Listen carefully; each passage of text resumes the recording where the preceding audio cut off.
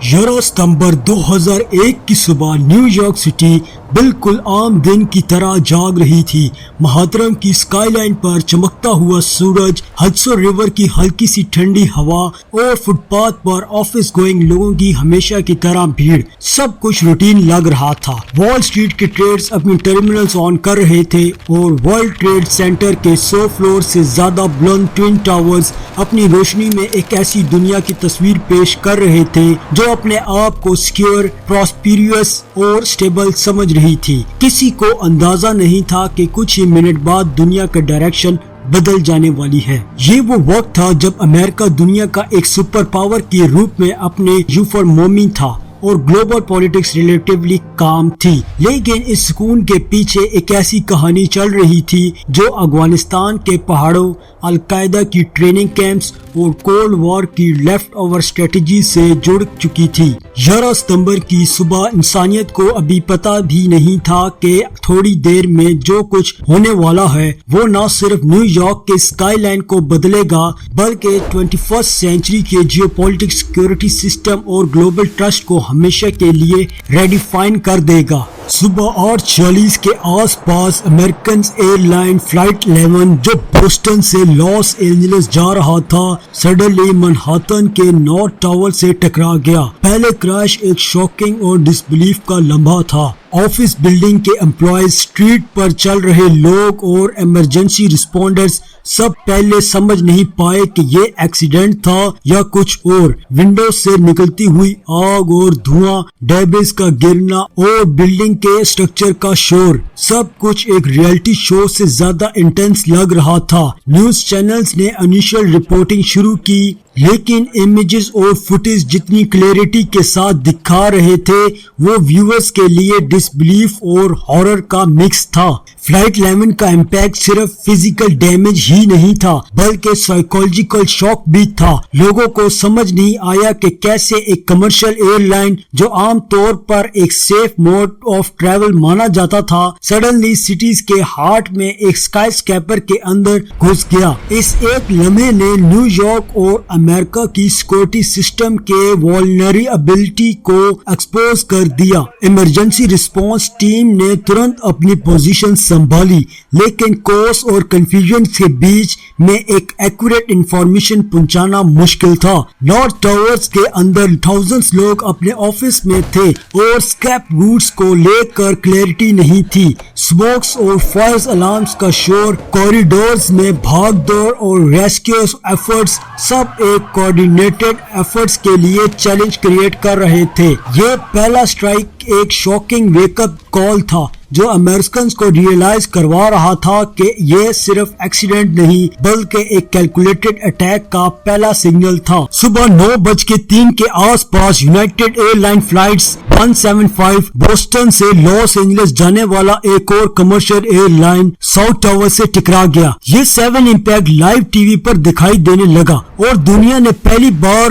Real time میں attack کا shocking evidence دیکھا۔ لوگ اب سمجھ گئے تھے کہ نیو یارک کے ٹوین ٹاورز پر صرف ایک ایکسیڈنٹ نہیں ہوا، یہ ایک پلانڈ اور کوارڈینیٹڈ اسالٹ تھا۔ اسٹریٹس پر بھیڑ، آفس کے اندر امپلائیز اور ہر جگہ پینک کا ماحول تھا۔ لائیو براڈ کاسٹرز نے ویورز کو ایک انپریسیڈنٹڈ ہارر کا ایکسپیرینس دیا جہاں ایک ہسٹورک سکائی لائنز کو ڈسٹرائے ہوتا دیکھا جا رہا تھا۔ ساؤتھ ٹاورز کے ہٹ ہونے کے ساتھ ہی پبلک پرسیپشن اور شاکنگ کا لیول ڈرامیٹکلی بڑھ گیا۔ لوگ سمجھ گئے تھے کہ یہ صرف ایک مس ہیپ نہیں بلکہ ایک اسٹریٹجک ٹیررسٹ آپریشن ہے۔ ایمرجنسی رسپونڈرز اور فائر فائٹرز کے لیے بھی یہ سچویشن اور چیلنجز ہو گئی کیونکہ اب انہیں سیملٹینیسلی تھریٹس اور ملٹیپل امپیکٹ زون کو ہینڈل کرنا تھا۔ سٹیز کے communication network overloaded ہو گئے اور ہر طرف صرف کنفیوژن اور ارجنسی کا ماحول تھا۔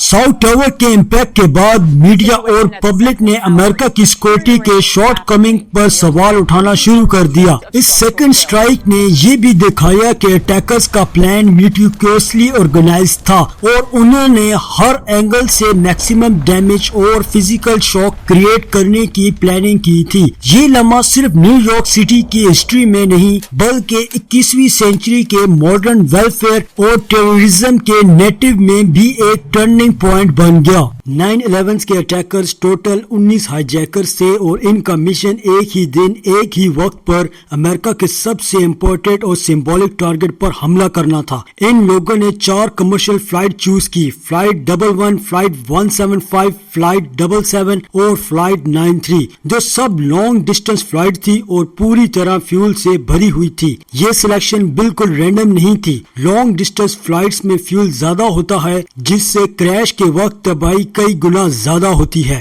ہائی جیکرز نے فلائٹس کے ڈپارچر ٹائم، فلائٹ روٹس اور ٹارگٹس کو دھیان میں رکھ کر ایک ایسا پلان بنایا جو اس وقت ایویشن سیکورٹیز کی کمزوریوں کا پورا فائدہ اٹھاتا تھا۔ ہائی جیکرز نے اپنی پلاننگ کئی مہینے پہلے شروع کر دی تھی۔ امریکہ میں entry, visas, flight schools, travel roots اور روزمرہ کی ایکٹیویٹیز سب کچھ پہلے سے سیٹ کیا گیا تھا۔ 1990s کے اینڈ میں فلوریڈا اور ایریزونا فلائٹس ٹریننگ سینٹرز کے یوز کر کے کچھ ہائی جیکرز نے چھوٹے پلینز اور کاکپٹ کنٹرول کا بیسک ایکسپیرینس حاصل کیا۔ یہ ٹریننگ پروفیشنل پائلٹ لیول کی نہیں تھی، لیکن ان کا گول بھی پلین کو سیفلی لینڈ کرنا نہیں تھا۔ انہوں نے صرف پلین کا کنٹرول لینا اور اس کی ڈائریکشن بدلنی تھی۔ اس وقت ڈومیسٹک ٹریول ایزی تھا، بیک گراؤنڈ چیکنگ لمیٹڈ تھی اور سٹیٹس کے بیچ موومنٹ پر زیادہ ریسٹرکشنز نہیں تھی، جس سے ان کا موومنٹ کافی سموتھ تھا۔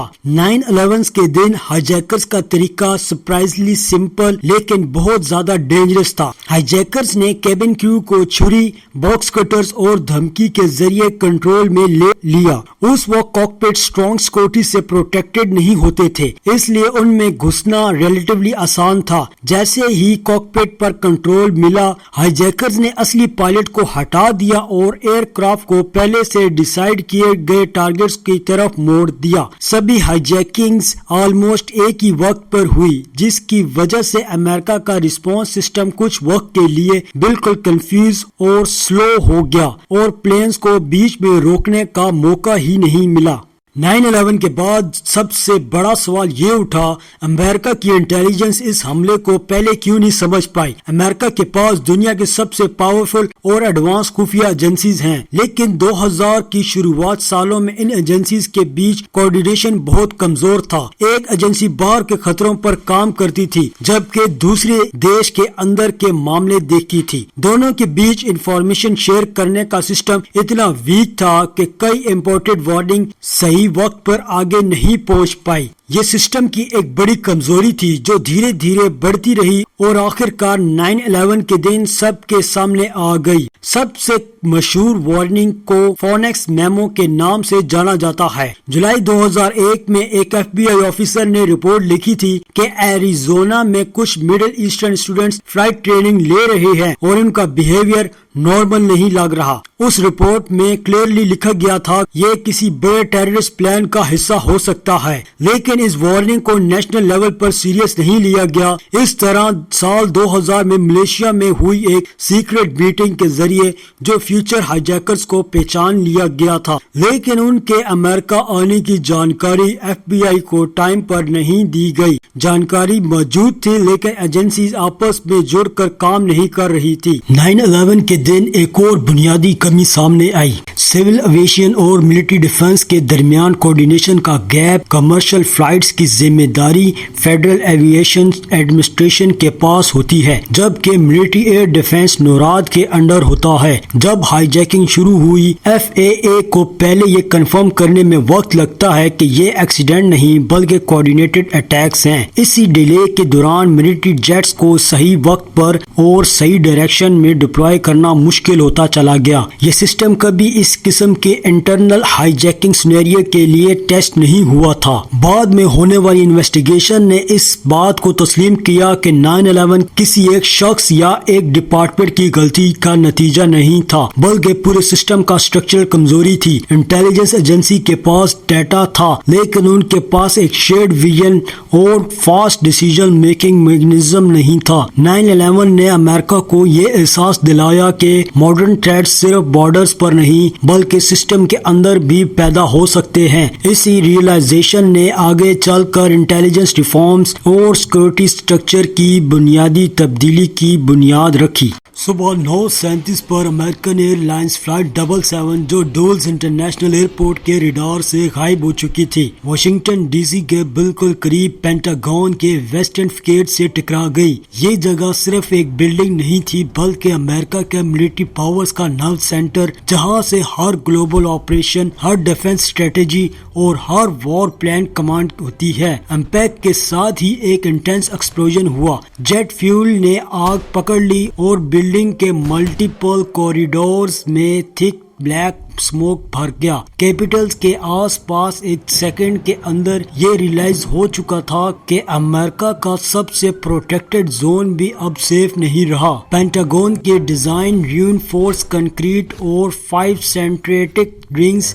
پر مبنی تھی، جو کولڈ وار کے دوران پوٹینشیل اٹیکس کو ود سٹینڈ کرنے کے لیے بنائی گئی تھی۔ پھر بھی فلائٹ 77 کے ہائی سپیڈ امپیکٹ اور فل لوڈڈ فیول نے آؤٹر اور انر رنگز دونوں کو بریچ کر دیا۔ ریسکیو ٹیم نے بنا کسی ہیسیٹیشن کے جلتی ہوئی بلڈنگ میں انٹری کی، جہاں ویزیبلٹی نیئر زیرو تھی اور ٹیمپریچر ایکسٹریم۔ اسی وقت وائٹ ہاؤس، کیپٹل بلڈنگ اور سپریم کورٹ جیسے لینڈ مارک کو بھی امیڈیٹلی ایویکیشن اور لاک ڈاؤن کے تحت لے لیا گیا۔ واشنگٹن ڈی سی کا ہر ڈیسیژن اب سیکنڈز میں لیا جا رہا تھا۔ اس کریٹیکل وقت پر صبح 9:05 کے قریب president George W Bush Florida کے سونوریتا شہر میں ایما ای بروکر ایلیمنٹری اسکول کے دورے پر موجود تھے۔ یہ وزٹ پہلے سے شیڈیول تھا اور ایجوکیشن ریفارم کے حوالے سے سمبولک مانا جاتا رہا تھا۔ بش کا ایک کلاس روم میں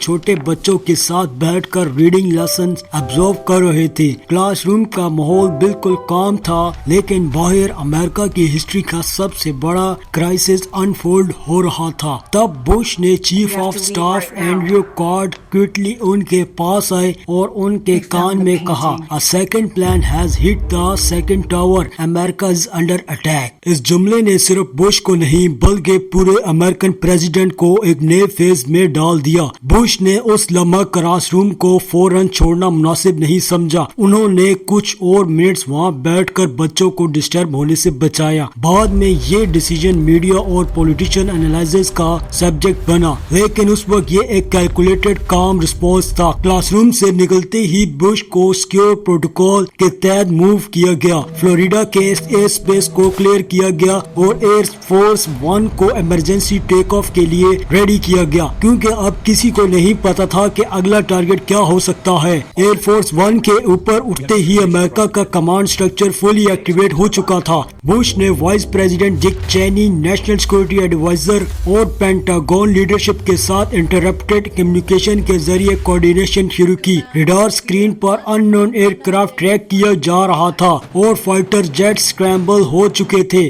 تھوڑی دیر بعد بش نے اپنا پہلا آفیشیل پبلک اسٹیٹمنٹ دیا، جس میں انہوں نے کہا، "terrorism against our nation will not stand." یہ بیان صرف ایک ایموشنل ریئیکشن نہیں تھا بلکہ ایک اسٹریٹجک ڈکلیریشن تھی، جہاں سے امریکہ کا رسپانس کا ڈائریکشن کلیئر ہونے لگا۔ پینٹاگون پر اٹیک اور پریزیڈنٹ کا یہ موومنٹ ایک ہی بات کو ہائی لائٹ کرتا ہے، یہ صرف نیو یارک کے ٹاورز پر حملہ نہیں تھا بلکہ امریکہ کی اکانومی، ملٹری اور پولیٹیکل کمانڈ سسٹم پر ایک سیملٹینیس سالٹ تھا۔ جب پینٹاگونز کے کوریڈورز میں ریسکیو ٹیمز زندگیاں بچا رہے تھے، اس وقت امریکہ کا لیڈرشپ سسٹم بھی ایک نئے گلوبل کانفلکٹ کے لیے الائن ہو رہا تھا۔ یہ وہی لمحہ تھا جہاں سے 21ویں سینچری کے جیو پولیٹکس نے ایک نیا، زیادہ اگریسو اور سیکورٹی فوکس رخ اختیار کیا۔ فلائٹ 93 جو نیو یارک سے سان فرانسسکو جا رہا تھا، 9/11 کے 4 ہائی جیکرز فلائٹ میں سے ایک تھے، لیکن اس پلان کا منظر سب سے الگ اور بہادری سے بھرا تھا۔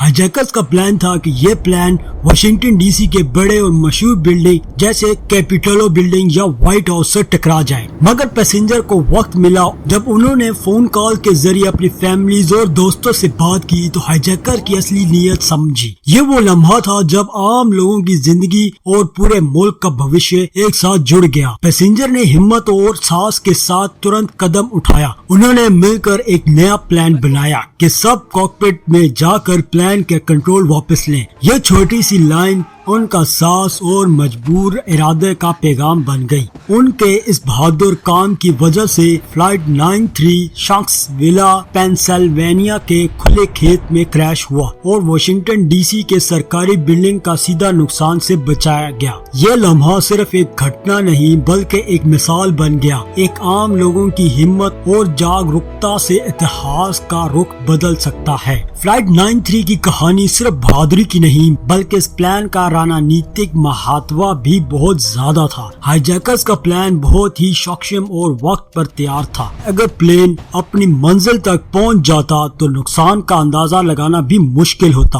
آج شانکس ویلا کی کریش سائٹ پر ایک سماتک ہے جہاں پیسنجر کی ہمت اور قربانی کو یاد کیا جاتا ہے۔ یہ گھٹنا یہ سبق دیتی ہے کہ عام لوگ بھی اگر جاگرک اور ہمت کا ساتھ کھڑے ہوں تو اتحاد میں ایک اہم فرق ڈال سکتے ہیں۔ 9/11 کے اٹیک کا سب سے زیادہ ہلا دینے والا اور آنکھوں کے سامنے رہ جانے والا منظر ٹوین ٹاور کا گرنا تھا۔ نارتھ اور ساؤتھ ٹاورز پر پلین کا ٹکرانے کے بعد بھینکر آگ لگ گئی جو پلین کے فیول اور آفس کے سامان کی وجہ سے اور زیادہ پھیلتی چلی گئی۔ انجینئرز کے مطابق اس تیز آگ میں بلڈنگ کی سٹیل سٹرکچر کو دھیرے دھیرے کمزور کر دیا۔ جب اوپر کے فلورز اپنی طاقت کو کھو بیٹھے تو ان کا بوجھ نیچے کے فلورز پر پڑ گیا اور ایک کے بعد ایک فلورز گرتے چلے گئے۔ اس پروسیس کو پین کیک ایفیکٹ کہا جاتا ہے جس میں پوری بلڈنگ ایک چین ریئیکشن میں نیچے آ جاتی ہے۔ ڈیزائن کے حساب سے ٹوین ٹاور کے بیچ کا حصہ مضبوط سٹیل کامن پر کھڑا تھا اور باہر کے کالمز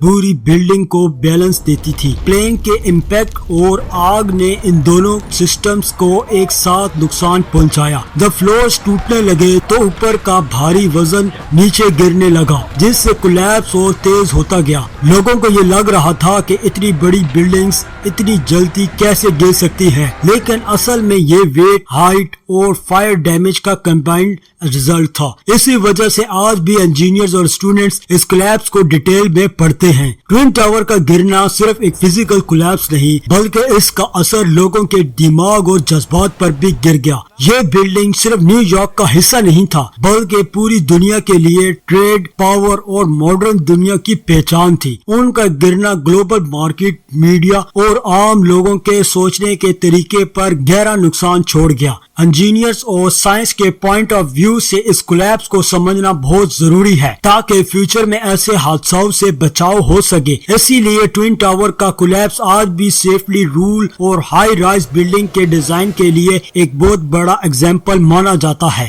9/11 کے بعد بیک گراؤنڈ کو سمجھنے کے لیے سب سے پہلے افغانستان کے پرانے اتحاد کو سمجھنا ضروری ہے۔ 1970 سے پہلے افغانستان ایک حد تک سٹیبل ملک تھا جہاں منارچے اور بعد میں ایک کانسٹیٹیوشنل سسٹم چل رہا تھا۔ ٹریبل سٹرکچر یہاں بہت مضبوط تھا جس میں لوکل لیڈرز اور قبیلے اپنے فیصلے خود کرتے تھے۔ کابل اور کچھ بڑے شہروں میں ایجوکیشنل اور ماڈرنائزیشن کا اثر دیکھنے کو ملتا تھا، لیکن گاؤں اور پہاڑی علاقوں میں لوگ ابھی بھی پرانی روایتی قانون اور رسموں کے مطابق زندگی گزار رہے تھے۔ یہ شہری اور دیہاتی فرق افغانستان سوسائٹی کی پہچان بن چکا تھا۔ کولڈ وار کے دوران افغانستان پہلے انٹرنیشنل پولیٹکس کا سینٹر میں نہیں تھا، لیکن اسی جیوگرافیکلی لوکیشن بہت عام تھا۔ ایک طرف سوویت یونین کا بارڈر اور دوسری طرف مڈل ایسٹ کا راستہ۔ اسی وجہ سے بڑی پاورز نے اس ملک پر نظر رکھنی شروع کر دی۔ اس وقت تک ٹیریبل لیڈرز اور لوکل کمانڈرز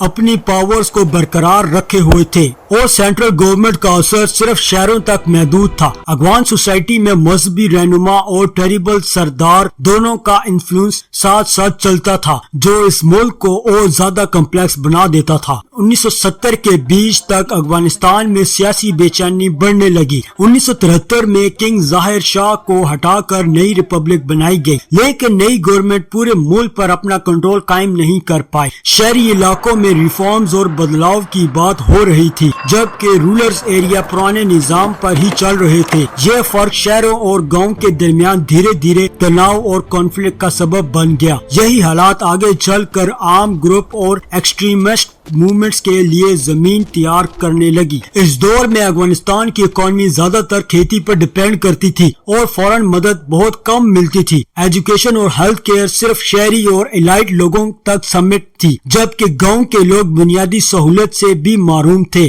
لٹرلی ریٹ بہت کم تھا، جس کی وجہ سے اویئرنیس اور پولیٹیکل انڈرسٹینڈنگ بھی لمٹ رہی۔ یہ کمزوریاں افغانستان کو اندر سے کمزور بنا رہی تھی اور 1979 کے سوویت انویژن سے پہلے ہی ملک ایک فرسٹریٹڈ اسٹیٹ بن چکا تھا۔ 9/11 کے روٹس کو سمجھنے کے لیے یہ سمجھنا ضروری تھا، کیونکہ یہ وہ زمین تھی جہاں سے آگے چل کر مجاہدین، طالبان اور اسامہ بن لادن جیسے لیڈرز ابھر کر سامنے آئے۔ دسمبر 1979 میں سوویت یونین نے افغانستان میں اپنی فوج بھیج دی۔ ظاہر طور پر وجہ یہ بتائی گئی وہ افغانستان کی کمیونسٹ گورنمنٹ کو سپورٹ کرنا چاہتے تھے۔ اصل میں سوویت لیڈرشپ کو ڈر تھا کہ اگر افغانستان ہاتھ سے نکل گیا تو کولڈ وار کے دوران ان کا ریجنل بیلنس بگڑ جائے گا۔ افغانستان کی جگہ بھی بہت عام تھی، پاکستان اور ایران کا بالکل قریب۔ اس وقت افغان گورنمنٹ کمزور ہو چکی تھی، ٹیریبل بغاوت بڑھ رہی تھی اور سوویت یونین کو لگتا تھا کہ بنا ڈائریکٹ ملٹری ایکشنز کے وہاں کنٹرول رکھنا مشکل ہو جائے گا۔ اسی فیصلے نے افغانستان کو ایک لمبی اور خطرناک جنگ کی طرف دھکیل دیا۔ سوویت انویژن کے بعد افغانستان میں مجاہدین کا مقابلہ شروع ہوا۔ یہ زیادہ تر گاؤں کے لوگ، قبائلی فائٹرز اور مذہبی جذبے سے لڑنے والے افراد تھے۔ انہوں نے پہاڑوں اور جنگلی علاقوں کا فائدہ اٹھایا اور چھوٹی چھوٹی حملوں والی اسٹریٹجی اپنائی۔ سوویت آرمی کے لیے یہ جنگ عام نہیں تھی، کیونکہ انہوں نے علاقے کی زمین اور معصوم اور لوکل لوگوں کی سوچ کا اندازہ نہیں تھا۔ مجاہدین صرف فوج کے خلاف نہیں لڑ رہے تھے، بلکہ اپنی زمین، اپنی روایت اور اپنی پہچان کو بچانے کے لیے جنگ کر رہے تھے۔ دھیرے دھیرے یہ مقابلہ پوری دنیا کے نظروں میں آ گیا۔ اس جنگ میں امریکہ، پاکستان اور سعودی عرب نے پردے کے پیچھے مجاہدین کی مدد کی۔ پاکستان کے ذریعے انہیں ٹریننگ، پیسہ اور ہتھیار ملنے لگا۔ امریکہ نے ایڈوانس میزائل اور کمیونیکیشن سپورٹ دیا، جس سے سوویت ہیلی کاپٹرز اور ٹینکس کو نقصان پہنچانا ممکن ہو گیا۔ اس طرح افغانستان کی جنگ ایک سیدھی جنگ نہیں رہی، بلکہ ایک ایسی پراکسی وار بن گیا جہاں بڑی پاور سیدھا سامنے آئی بنا ایک دوسرے کے خلاف لڑ رہی تھی۔ اس کانفلکٹ نے افغانستان کو اور زیادہ تباہ کر دیا، لوگوں کو ایکسٹریمسٹ کی طرف دھکیل دیا اور یہیں سے ایسے نیٹ ورک بنے جنہوں نے آگے چل کر اسامہ بن لادن جیسے لوگوں کو ابھرنے کا موقع دیا۔ یہی وہ فیز تھا جو 9/11 کی کہانی کا نیو رکھتا ہے۔ 1999 میں لگ بھگ 10 سال کی لمبی جنگ کے بعد سوویت یونین نے افغانستان سے اپنی فوج واپس بلا لی۔ یہ وڈرال صرف بیٹل فیلڈ کا فیصلہ نہیں تھا، بلکہ سوویت یونین کے اندر بڑھتے پریشر اور اکانومی پرابلم کا بھی نتیجہ تھا۔ لیکن سوویت فورس کے جاتے ہی افغانستان میں ایک خالی جگہ پیدا ہو گئی۔ سینٹرل گورنمنٹ پہلے ہی کمزور ہو چکی تھی اور اب الگ الگ قبیلے، گروپس اور عام فکشنز اپنی پاور بڑھانے کے لیے آپس میں ٹکرانے لگے۔ کابل اور بڑے شہر دھیرے دھیرے امن کے مرکز سے جنگ کی میدان میں بدلنے لگے۔ اس سول وار کے دوران مجاہدین کے گروپس ایک دوسرے کے خلاف بھی لڑنے لگے۔ تاجک، ہزارہ، ازبیک اور پشتون ملیٹائز نے اپنے شہروں، ہائی ویز اور ٹریڈ روٹس پر قبضہ کرنے کے لیے بھیانکر کلیشز کیے۔ شہری علاقوں میں بلڈنگز، ہاسپٹل، سکولز اور گھر بری طرح تباہ ہو گئے۔ عام لوگ اس جنگ کا سب سے بڑا شکار بنے، جن کی کمارہ زندگی بالکل بیکار رہ گئی۔ لاکھوں لوگ اپنے گھر چھوڑ کر پاکستان اور ایران جیسے پڑوسی ملکوں میں پناہ لینے پر مجبور ہو گئے۔ اس دور نے افغانستان کے سماجی اور سیاسی ڈھانچے کو ہمیشہ کے لیے بدل دیا۔ سینٹرل گورنمنٹ کا سسٹم لگ بھگ ختم ہو گیا اور الگ الگ علاقوں میں وار لارڈز کا راج چلنا لگا۔ قانون اور سرکشا کا کوئی ٹھیک نظام نہیں رہا، جس سے لوگوں کے لیے زندگی اور زیادہ مشکل ہو گئی۔ اسی انسٹیبلٹی کے بیچ ایک سیاسی طاقت کا ابھرنے کی جگہ بنی، جو سخت آئیڈیالوجی اور اسٹرانگ کنٹرول کے ساتھ لوگوں کو اپنی طرف کھینچ سکے۔ یہی حالت آگے چل کر طالبان کے رائز اور اسامہ بن لادن جیسے لوگوں کے لیے ٹریننگ کیمپس بنانے کا راستہ ہموار کرتے ہیں۔ سول وار نے یہ صاف کر دیا افغانستان اب لمبے عرصے تک گلوبل کانفلکٹ کا سینٹر بنے رہے گا۔ 1994 کے آس پاس طالبان موومنٹ ابھرنا شروع ہوا۔ اس گروپ کی لیڈرشپ مولانا محمد عمر کے پاس تھی، جنہوں نے مدرسہ اور قبائلی نیٹ ورک کے ذریعے جوان لڑکوں کے اپنے ساتھ جوڑنا شروع کیا۔ طالبان نے اپنی سوچ کو اسلام کے سخت قانون اور سوشل ڈسپلن پر بیس بتایا۔ ان کا سمپل میسج تھا امن اور نظام۔ سول وار سے تھکے ہوئے لوگوں کے لیے یہ بات کافی اثر رکھنے والی تھی، کیونکہ وار لارڈز کے دور میں لوٹ مار، ظلم اور بے قاعدگی عام ہو چکی تھی۔ طالبان کے تیز پھیلاؤ کی ایک بڑی وجہ ان کا سمپل اور سینٹرلائز سسٹم تھا، جو مجاہدین جیسے گروپس کی طرح آپس کی پالیٹکس اور انفائٹنگ میں نہیں پڑے۔ قبائلی سپورٹ اور ایک اسٹرانگ کمانڈ سٹرکچر کے ذریعے وہ دھیرے دھیرے علاقوں پر قبضہ کرتے چلے گئے۔ 1996 تک طالبان نے کابل پر کنٹرول حاصل کر لیا اور دیش کے کئی عام شہر ان کے ہاتھ میں آ گئے۔ اس دور پاکستان اور سعودی عرب کی طرف سے انہیں پردے کے پیچھے مدد ملتی رہی، پیسہ، پولیٹکس، بیکنگ اور اسٹریٹجی کے لیول پر، جس سے ان کی پوزیشن اور مضبوط ہوتی چلی گئی۔ 1990 کے آخر تک طالبان افغانستان کے لگ بھگ 90% علاقے پر اپنا کنٹرول بنا چکے تھے۔ ان کے رول بہت سخت تھے، لیکن کئی جگہ پر لوگوں کے پہلی بار ایک طرح کا آرڈر اور کنٹرول محسوس ہوا۔ اسی دور میں طالبان اور القاعدہ کے درمیان تعلق مضبوط ہوا۔ فورن فائٹرز اور اسامہ بن لادن کے نیٹ ورک کو طالبان کے انڈر افغانستان میں سیف جگہ مل گئی۔ یہ وہ ماحول تھا جہاں بیٹھ کر فیوچر اٹیکس کی پلاننگ ہونے لگی اور جہاں آگے چل کر 9/11 جیسے واقعات کا راستہ بنا۔ 1996 میں اسامہ بن لادن، جو پہلے سوڈان میں تھے، افغانستان شفٹ ہو گئے۔ اس کا نیا بیس طالبان کے کنٹرول میں تھا، جہاں اسے پوری طرح سیکورٹی اور آپریشنل فریڈم مل رہی تھی۔ اسامہ کا بیک گراؤنڈ ویلدی سعودی فیملی اور اینٹی سوویٹ جہاد میں ایکسپیرینس سے ابھرا ہوا تھا، جس نے اسے انٹرنیشنل کنیکشن اور اسٹریٹجی سکلز دے دی تھی۔ افغانستان میں اس نے القاعدہ کے ٹریننگ کیمپس بنائے، جہاں جوان فائٹرز کو ملٹری ٹیکٹکس، بم بنانے کی ٹریننگ اور آئیڈیالوجیکل سوچ سکھائی جا رہی تھی۔ طالبان اور اسامہ کا رشتہ دونوں کے لیے فائدہ مند تھا۔ طالبان کو فورن فائٹرز اور پیسہ چاہیے تھا، اور اسامہ کو ان کا ٹیریٹری اور ٹیریبل سپورٹ مل رہا تھا۔ افغانستان کے پہاڑ اور ریموٹ ایریاز نے ان کے ٹریننگ کیمپس کو پریکٹیکلی انٹچیبل بنا دیا۔ انٹرنیشنل الائز ان کی پریزنس ٹریک کرنے کی کوشش کر رہے تھے، لیکن طالبان کی پروٹیکشن اور لمیٹڈ ایکسس کی وجہ سے